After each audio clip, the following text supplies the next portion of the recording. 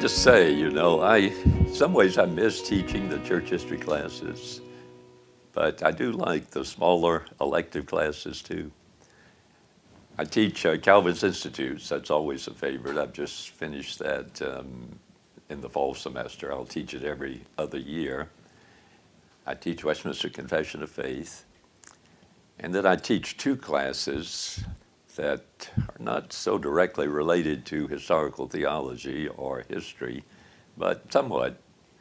One in Christianity and Imagination, which I'll be teaching starting next week for the spring semester, in which we'll talk about books, starting with the parables of Jesus and moving into the Confessions of St. Augustine, into Dante's Divine Comedy, to Bunyan's Pilgrim's Progress, and up to some of the more modern writings of people who have endeavored to express Christian truth in fresh, creative, imaginative ways.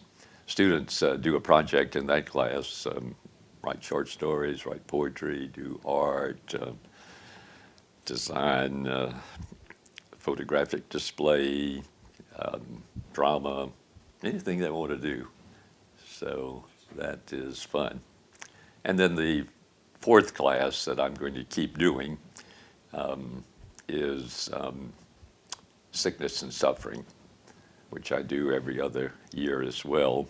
That's a class that has arisen out of my personal interest in this topic and reading of many books. So we deal with all kinds of issues, pain, grief, consolation, different aspects of how to handle suffering, how to deal with it, how to minister to people who are sick and suffering. And that's a hard class to teach, but it's a very valuable class. The other class that I am planning is a 2-hour class, meet one time a week. I think this will come next spring, in the history of the Black Church. I have taught that class once before with Dr. Carlton Caldwell, who is a Covenant graduate, pastor of Galilee Baptist Church here in St. Louis, and an adjunct professor of homiletics here at Covenant. We did that as a weekend class. This time I want to do it as a full semester class, but just meeting once a week. And I think I will call it the life of the Black Church, because history is very important for African American churches, but it's not the whole story. To try to understand the African American church, you need to think of it more as the life of the church, not just the history of the church. And the reason I want to do that again is that since I have retired, I've been on the pastoral staff of Galilee Baptist Church in St. Louis, African American congregation, with Dr. Caldwell. Malachi Owens is also one of the pastors on our staff. He's a Covenant student, retired from Union Electric,